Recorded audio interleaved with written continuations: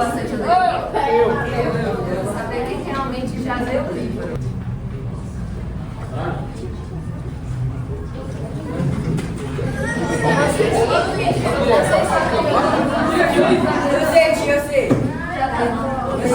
Eu era uma menina que morava numa casa onde só tinha homens com um boteco na frente. Eu tinha do meu avô era o da frente. O meu avô faleceu há algum tempo atrás e tudo isso faz parte da história. Porque o que aconteceu? Eu tinha 4 anos de idade quando a minha mãe faleceu. A minha mãe teve câncer e naquele momento, claro, eu era uma criança, não entendi o que aconteceu. E quem que cuida da criança, teoricamente, deveria ser mãe e pai. Sempre tive meu pai está vivo, ótimo agora, também é pai da Luana, ela é minha irmã. Vocês já devem ter visto a foto dela ali pelo mural, ambas alunas daqui. Mas ok, meu pai, teoricamente, seria essa pessoa para cuidar de mim, porém nunca foi. E é toda uma história do livro também para... Primeiro a revolta, porque na idade de vocês, pelo menos, eu queria muito ter tido um pai para ser responsável, para cuidar de mim, para estar presente, para fazer as coisas. Mas não necessariamente todos nós temos isso. Na verdade, acho que é bem comum a gente sentir falta de um pai. Só que também com o tempo, tentando entender a história do meu pai, hoje eu consegui perdoar, hoje a gente consegue conviver bem. Mas tudo isso tem a ver com a história do livro. Meu pai deveria cuidar de mim, ele não pôde. Quem cuidou de mim foi o pai dele, meu avô, que era um alcoólatra. Meu avô bebia, não cuidou, inclusive, do meu pai e dos irmãos dele, mas deixou de beber para cuidar de mim. E aí, eu, 4 anos, aquela menininha sem mãe, criada por um velhinho, que é dono de um boteco, numa casa onde só tem homens. Meu avô também é dono de boteco. É? Era essa história. E era muito estranho uma menina, como assim uma menina cresce com um velhinho que era alcoólatra num boteco? Era muito estranho todo esse cenário. Mas meu avô era a minha paixão nessa vida. E claro, no momento que eu tinha que ir para a escola, eu não queria. Agora vocês têm um celular, internet, e quando era tempo de vir para a escola, meu Deus, como eu detestava. Não a escola, mas antes disso, a creche. E vocês todos fizeram creche, jardim? Então eu quase tive sorte, porque eu ficava em casa brincando até os meus 5 anos de idade. Era todo mundo daquela rua, a gente ia brincar de pique-esconde, esconder atrás das coisas o dia inteiro, correndo e com o joelho ralado. Essa era a minha infância e que bom. Só que chegou a época de ir para a escola, mas não me trouxeram para a escola primeiro, me levaram para uma creche. E era horrível estar naquela creche para mim, que não gostava daquele tanto de criança, não gostava daquele, não sei, aquela gritaria, aquela bagunça, gente cheia de fralda, uma comida ruim, e fazer a gente dormir depois do almoço. Eu detestava aquilo. Então teve um dia que meu pai falou assim: se você não for para a escola hoje, porque eu dava birra, eu grudava nas grades e falava não vai entrar, eu tinha 5 anos de idade e fazia isso com meu avô. E então, meu avô não conseguia me levar para dentro da escola. E nesse dia, meu pai falou: se você não for estudar, quando você chegar aqui, você vai apanhar. Isso aí foi na hora. E foi exatamente o que aconteceu, porque eu também sou teimosa, assim, sempre fui. 5 anos, foi o dia que eu não fui para a creche. Quando eu cheguei em casa, enfim, meu pai chegou um pouco depois que eu estava trabalhando na usina e perguntou ao meu avô se eu tinha ido. E meu avô nem respondeu, porque ele sabia que, enfim, algo de ruim ia acontecer. Tentando resumir a história, porque tudo isso faz parte do livro, meu pai me bateu muito, me colocou de castigo, ajoelhada em grão de arroz, me bateu do lado da fivela do cinto e eu gritava e eu detestava o marido da minha avó, mas naquele momento eu dizia que eu ia chamar tal pessoa para bater no meu pai. E quanto mais ele me batia, mais eu falava, e foi aquela gritaria que os vizinhos chamaram conselho tutelar. Nesse momento, eu não falei isso com a turma anterior, mas vocês são maiores, então eu vou falar aqui também. 15 anos já foi a idade que, enfim, coisas mais difíceis emocionalmente tive que lidar, aconteceram. Então, nesse momento, já com 5 anos de idade, quando meu pai me bateu dessa forma, eu já sentia muita falta da minha mãe, claro que era horrível viver naquele contexto. E em algum momento eu menti para ele que eu queria fazer xixi, não era verdade, mas enfim, foi um longo tempo até eu me deixar no banheiro. Quando eu fui para esse banheiro, eu tranquei a porta e falei que ia tampar o ralo do chuveiro e todos os lugares onde a água podia escorrer, porque eu queria encher aquele chuveiro, naquele banheiro de água e me suicidar. Eu tinha 5 anos de idade quando eu falei que eu queria morrer. Naquele momento.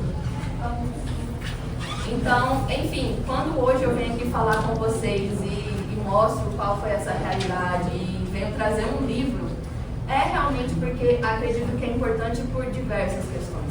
Tanto para vocês verem uma história que sim, a gente pode mudar o nosso destino, quanto também saber que questões de saúde mental é muito importante, seja sobre você ou seja sobre sua família. Porque o meu pai, por exemplo, se ele não soube cuidar de mim, foi porque ele nunca teve cuidado e ele não sabe cuidar dele. E além disso, também para a gente saber de políticas públicas. Tem a ver com educação, tem a ver com o menor aprendiz, que foi o primeiro trabalho que eu tive no Banco do Brasil. E várias questões nesse sentido. Nesse momento foi isso. Meu pai teve que me tirar desse banheiro à força, eu não abri a porta. E aí foi ele chutando essa porta até me tirar de lá e me bater mais ainda. Foi a única vez que meu pai me bateu também, depois nada disso aconteceu, porque ele simplesmente perdeu a minha guarda. Você tinha 5 anos? Tinha 5 anos. Nessa época eu tinha 5 anos. E então foi quando o Conselho Tutelar chegou e eu ia para uma casa de adoção. Ou seja, crianças que não têm mãe nem pai ou que vêm de um contexto muito conturbado vão para lares de cuidado até encontrar uma família adotiva. Só que eu amava muito esse meu avô. De novo, ele era aquele velhinho que me mimava, que fazia tudo de mim, parou de beber para cuidar de mim. E por mais que fosse muito esquisito aquele cenário, eu amava muito o meu avô. Então, não saí de lá. Pedia, por favor, para o Conselho Tutelar para me deixar lá. E assim foi. Só que ao mesmo tempo também era difícil. E nessa época toda eu estudava aqui na José de Farias. Só que como que eu ia carregar os materiais? Eu precisava de uma mochila. Porque eu carregava o caderno na mão, alguma coisa assim. E aí eu lembro de um dia não pensar, eu só pensava que ok, eu preciso, como fala, dirigir a bicicleta? Preciso andar com essa bicicleta e preciso levar as coisas. Então eu coloquei o livro numa sacolinha de plástico. Mas eu não tinha noção que eu poderia sofrer bullying por aquilo. Tipo, tadinha, é tão pobre que precisa trazer material para a escola, material da escola numa sacola. Mas não era tanto assim, era só porque eu era sem noção também. E esse foi o momento aqui da José de Faria, crescendo com meu avô. Quem é filho da professora Márcia? A professora Márcia foi a primeira professora, foi a mulher que... Foi a pessoa que eu tinha de figura como mulher perto de mim. E nesse momento que eu tinha 5 anos de idade, que eu não ia... Foi depois dessa surra que meu pai me deu, que eu fui para o Conselho Tutelar. Foi quando me trouxeram para José de Faria, porque eu não ia para a creche mais. E a sua mãe, sabendo da história, não sei como era, mas acho que as pessoas aqui da José de Farias tentaram entender, sabiam que eu não tinha mãe, sabiam da história, sabiam como era com meu avô e tudo. Então eles tinham um cuidado, não sei como explicar, não era que me tratava diferente dos outros alunos, mas tentavam ter um cuidado. E no começo eu chorava muito. Tinha outra amiga também que chamava Isabela, que estava eu e ela com o maior bocão do mundo, mas a professora Márcia foi acalmando a gente. E naquele tempo, de ver uma mulher saber tanto de todas as coisas, começar a juntar sílabas, começar a contar os números, a professora Márcia foi quem me fez gostar de estudar. Quando eu escrevi esse livro e fui publicar, porque foi campanha de financiamento coletivo, então muita gente ajudou, gente daqui, da Paraíba, de vários lugares do Brasil ajudou a publicar esse livro. E me perguntavam, mas desde quando você escreve? Por que essa coisa da escrita? E eu dizia que eu simplesmente precisava falar sobre aquilo naquele momento por cenários do Brasil quando eu escrevi esse livro. Eu não sabia que eu escrevia quando eu era criança. Depois de ter publicado o livro, é que minha avó me mandou cartinhas que eu escrevia para minha mãe, que eu pedia para minha avó entregar para o pastor, que era para levar para minha mãe no céu. Nessas cartinhas tem coisas como: mamãe, sinto muita falta de você. Quando você era viva, eu era tão feliz. Agora, mamãe, eu sou muito triste. Eu vejo mães fazer carinho nas suas crianças, e naquele momento eu queria muito que você estivesse ali, porque eu quase morro de tristeza, porque eu queria você ali e você não tá. Eu sei que você tá comigo sempre, dentro do meu coração, mas eu queria você de carne e osso. Assinado sua filha, Cat, até a próxima carta.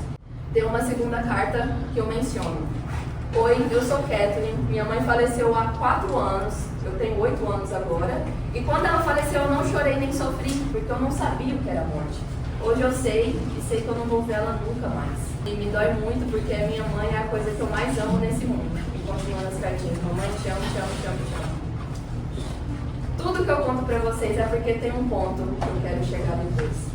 Quando eu vim pra escola, claro que eu não sabia escrever, mas aparentemente, se com 8 anos ou menos eu escrevo uma carta dessa maneira e assino até a próxima carta, mamãe, provavelmente aprender a escrever foi uma maneira de tentar falar com a minha mãe. Então, quando alguém me pergunta assim, mas o que é essa história de escritora? Você queria ser escritora desde criança? E hoje eu tenho clareza comigo que não. Eu não queria ser escritora desde criança. Mas de alguma forma eu já era. Mas eu já era por essa necessidade de escrever para tentar falar com a minha mãe. Nessa segunda carta, então, eu menciono. 4 anos eu não sabia o que era morte, mas agora eu sei. Eu sei que eu não vou ver ela nunca mais. E essa também é uma parte muito triste do livro. Lá na Austrália, com leitores do outro lado do mundo, eu também já tive uma pessoa que morou comigo que era do Japão, e ela leu o livro e me contava de chorar. É do Japão. Do Japão, acredita? Mas sim, tem gente de todo lado que já leu o livro, e leitores na Austrália me dizendo que choraram enquanto estava lendo esse livro. E sim, a história é triste, mas depois melhora. Não tem sotaque, eles falam alguns sotaques. Ok, essa é a casa do meu avô, onde eu cresci com ele. Coisas ainda estão do mesmo jeito. Se meu avô faleceu quando eu ia fazer 10 anos de idade, isso já tem quase 17 anos. 17 anos, como 17 anos que essa casa continua muito parecida. E aí você me pergunta de novo, como falar de saúde mental com meu pai, que ainda mantém essa casa do mesmo jeito, meu pai ainda mora lá. Eu quero ir lá na semana que vem para tentar arrumar, organizar alguma coisa, mas meu pai continua lá.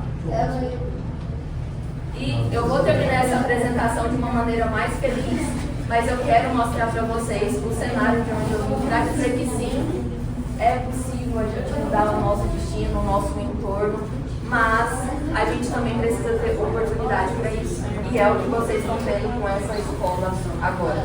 Muita coisa mudou ao eu morar com minha madrinha, mas eu também era uma criança muito tímida, isolada, que sentia pena de mim mesma. Tinha muita vergonha de tudo que aconteceu e de onde eu vim, porque essa é a minha realidade mais intrínseca, essa é a realidade do meu pai, do meu avô, com quem eu morei sempre. Eu sempre fui essa criança que era vista, de certa forma, pena pode ser uma palavra um pouco ofensiva para alguns, né? Mas sim, era assim que eu me sentia. E tinha pena de mim, muita vergonha de ser quem eu era, de ter vindo exatamente daqui. Quem imaginaria uma criança vindo daquela casa para depois estudar numa federal, sair do país, viajar ao mundo, publicar um livro, voltar na primeira escola que estudou? Aqui foi a primeira escola que eu estudei. Mas quem diria sair daquela casa para fazer tudo isso? Por conta de uma primeira professora, por conta das escolas públicas, por conta do menor aprendiz do Banco do Brasil, por conta do Enem, SISU, cotas. Por isso que eu falo para vocês, é muito importante a gente querer, a gente tem que querer muito, ninguém vai fazer as coisas de mão beijada pra gente, mas não é só querer, a gente precisa garantir oportunidades. Como alunos, a gente precisa ter essa noção do que está ali disponível pra gente. Enem, SISU, cotas, menor aprendiz. A gente não pode deixar isso passar. E o nome desse livro, alguém está com o livro? Esse quadro, as pessoas simplesmente não sabem qual é o semblante dela, se ela está rindo de fato ou não. Escolher Mona Lisa como título do meu livro era para dizer, ok, pessoalmente, eu consegui sair dessa casa, fui para a federal, fui para outros países, fui fazer um monte de outras coisas. Eu consegui, eu posso olhar para a minha história e sorrir.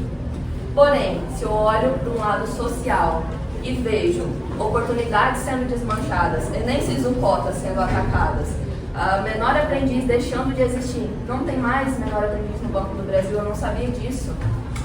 Isso mudou completamente a minha vida, como que não tem mais? Então, por isso, novamente, eu volto a dizer, a gente tem que querer muito, tem que trabalhar pra caramba, mas não é só querer que consegue, tem o que querer conseguir.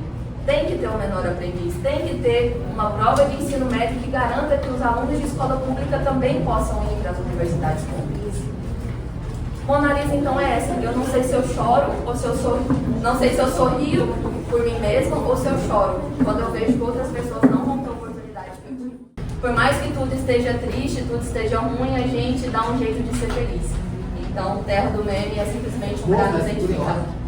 Escolas públicas a entrar nas universidades, fazer de fato os cadastros e voltar voltando aqui também para acompanhar vocês. Muito obrigada por terem participado.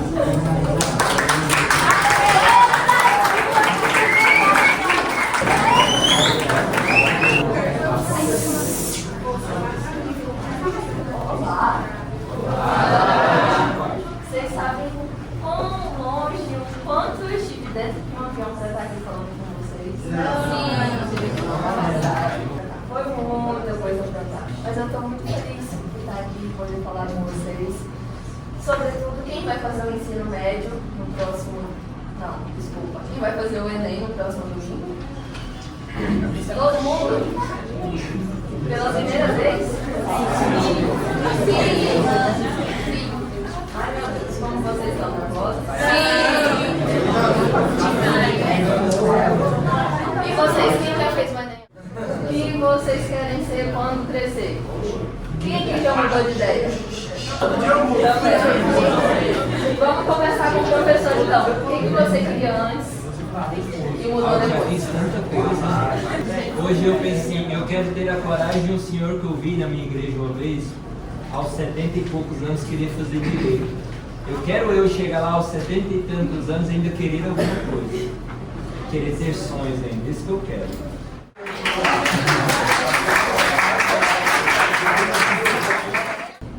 Talvez vocês ainda não entendam sobre o que o professor está falando, mas querer alguma coisa, acho que a gente bate muito nesse ponto quando a gente fala de saúde mental. Questões sobre não só ansiedade, mas principalmente depressão, acontece da gente estar em um momento da vida que a gente não quer nada. E que seja alguém com 70 anos de idade, agora nem tanto, uma pessoa não é tão, enfim, velha com 70 anos de idade, mas já foi. E aí a pessoa que talvez já não esteja trabalhando, não sabe, a gente perde o sentido em alguns momentos da vida, assim como a gente também perde muito sentido enquanto a gente é jovem, na idade de vocês. Enfim, querer algo é algo importante de se manter. Mas não deixe de seguir o futuro de vocês por medo de qualquer coisa. Não deixe de, não sei, talvez não fazer uma faculdade porque não passou em Goiânia que tem que ser ali. Não, vai!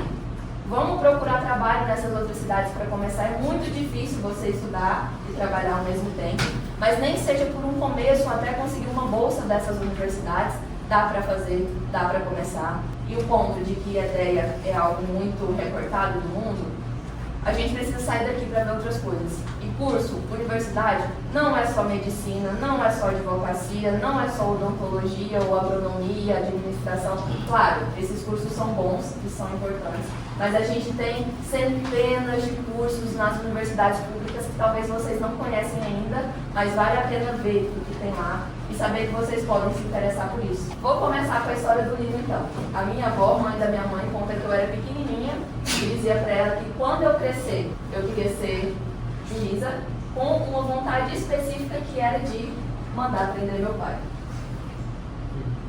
E aí você me pergunta por que uma criança de 5 anos de idade ou qualquer coisa nesse sentido vai dizer isso e com tanta firmeza, mas sempre tive que lidar ou sempre tive que assistir questão de violência doméstica. Isso foi com a minha mãe. A minha mãe faleceu, eu tinha 4 anos de idade. Uma das poucas lembranças que eu tenho da minha mãe é meu pai dando um tapa na cara dela, quando ela perguntou se ele estava grávida. Uma das poucas lembranças que eu tenho da minha mãe. Então, com certeza, por muito tempo da minha vida, eu tive muita raiva do meu pai. Hoje, meu pai está usando tornozeleira eletrônica e, para ser bem sincera com vocês, eu acho que é muito bom, de fato, para preservar a vida do meu pai, para fazer com que ele fique na casa dele, não saia depois das 8 da noite, enfim, porque antes disso não teve nada que pudesse fazer alguma coisa para parar. Eu cresci vendo meu pai agredir mulheres. Isso é horrível. E quando eu fiz esse livro e fiz a dedicatória ao meu pai, das minhas maiores lições em vida, porque, claro, eu não imaginava que isso ia acontecer de novo, mas aconteceu. E aí também questões que tem dentro desse livro. O que faz alguém pensar que pode bater uma mulher? Só de cogitar. É claro que a gente precisa de Maria da Penha, é claro que a gente precisa de classificação de feminicídio, a gente precisa de todas essas leis. Ao contar essa história para vocês, eu não quero trazer alguém como vilão da história. E claro, como eu disse, condeno todo tipo de agressão contra a mulher, mesmo sendo meu pai, para mim devia ter sido preso, e que bom que agora ele está com a tornozeleira eletrônica. Enfim, só que o meu pai não é simplesmente um vilão. O pai também é uma pessoa muito trabalhadora, o pai sempre foi honesto. Por mais que ele não conseguisse cuidar de mim, qualquer pessoa sabia que não poderia fazer algo para me machucar, ou qualquer coisa nesse sentido, porque tinha o meu pai que iria atrás dessa pessoa. Então ele não sabe ser um pai para me dar amor, para estar no meu dia a dia, mas ele era alguém que estava lá, de algum modo, do jeito que ele conhecia. Eu não conto essa história do meu pai para simplesmente colocar ele como vilão. E essa também é uma distinção importante, porque às vezes as pessoas simplesmente se afastam de coisas difíceis que acontecem porque tem medo. E não, meu pai hoje é meu amigo. Mas o que acontece? É preciso falar sobre essas coisas. Meu avô era alcoólatra, não cuidou dos filhos. A mãe do meu pai tinha problemas psicológicos, meu pai não teve mãe. Já não teve pai, já não teve mãe. Qual que é o exemplo que a pessoa vê por volta? Talvez o meu avô, o pai do meu avô, o meu bisavô, o outro avô cresceu. Meu pai cresceu em volta vendo o homem bater em mulher. E eu não estou dizendo que a pessoa não tem informação, que não pode escolher, que é normal. Não é nada disso. Mas é que a gente é muito mais influenciado pelo nosso contexto do que a gente imagina. Meu pai não é simplesmente uma pessoa má, mas também tem um contexto, primeiro, sim, ele bateu, já presenciei coisas sobre a agressão à mulher, mas, por exemplo, a briga também começa dos dois lados. E o que faz uma mulher voltar para um cara que tem essas questões? É porque não é só isso. Então, quando a gente escreve um livro, também é importante trazer a humanidade da pessoa. Meu pai não teve esse cuidado, ele não sabe cuidar de mim. Enfim, hoje é meu amigo. Não apoio qualquer coisa que tenha a ver com violência doméstica, mas meu pai não é simplesmente um vilão da história. O exemplo de mulher que ele viu, que tinha a própria casa, que era independente, que tinha o próprio dinheiro, que não dependia de marido, que ia bater nela, o que é inclusive engraçado, porque ele podia bater nas outras pessoas, mas ninguém podia nunca encostar em mim, que era filha dele, ou na Luana, ou nos outros filhos. É estranho, mas é desse jeito. Então meu pai queria que eu tivesse um salão semana impune. E hoje eu estou vindo aqui mostrar para vocês, sempre fui de tirar nota boa, sempre fui, a pessoa poderia acreditar em algo, mas meu pai não tinha esse mundo para acreditar. E até entender esse tipo de coisa, a gente tem que parar para saber a história de outras pessoas. Porque sim, a história de uma pessoa vai dizer muito sobre como ela é hoje. A história do Brasil diz muito sobre o que o Brasil é hoje. E a gente precisa parar para tentar entender estruturas e o porquê as coisas são como elas são. Mas agora eu quero mostrar para vocês coisas que eu já vi. Alguém aqui já pensou em ver canguru? Como assim? Pensou em lutar com canguru? De onde? Vocês já andaram de avião? Já? Foi um passeio para Nova Zelândia, porque Oceania é um continente que, enfim, tem Nova Zelândia, Austrália e mais alguns países pequenos por volta, mas é muito afastado, é muito lindo. Então, por estar na Austrália, eu pude visitar Nova Zelândia, mas enfim, lembra que para tudo a gente precisa estudar sim, porque mesmo que eu estivesse lá só viajando, o país só fala inglês. Então, se eu quiser interagir com qualquer pessoa que seja de lá para saber da história daquela pessoa, e não é só porque a gente precisa falar inglês. Quando a gente para conversar com alguém que é de um mundo completamente diferente do nosso, e a gente consegue se comunicar com aquela pessoa falando a língua dela, incrível, a gente faz conexões assim que são inimagináveis. Inclusive para ter um namorado que é de lá, ou ter um namorado que é de um país que fala inglês, se eu não falar inglês. Pois é. Mas enfim, eu vi a praia pela primeira vez com 17 anos de idade. Um dia eu quero ver vocês pelo mundo também. Quem sabe a gente deu viagem juntos. E aí, a coisa que eu acho mais legal de todas, e ainda aconteceu nesse ano. Por falar inglês, Tenho um namorado que fala inglês e por conta disso a gente foi para um casamento na Tailândia. Tá vendo que é importante estudar inglês? Eles não ficam tão empolgados igual os pequenininhos. Os pequenininhos quando o elefante, meu Deus!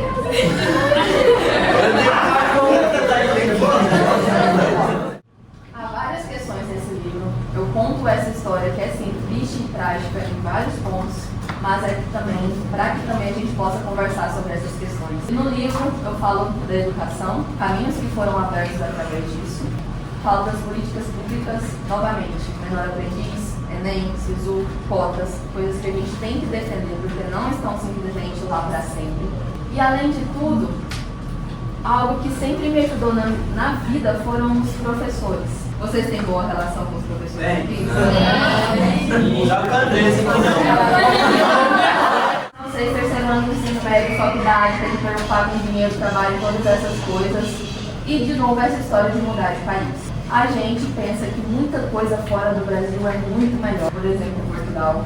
Isso não, é verdade, de maneira alguma. Portugal é lindo, eu adoro, eu morei no Porto, mas ir para Portugal para trabalhar para eles, fora do nosso país, sofrendo xenofobia, porque sim, Portugal é o lugar de maior xenofobia contra brasileiros onde eu já estive, enfim, receber salário ruim, assim como é aqui, e pagar aluguel muito caro, é o mesmo caso de Portugal.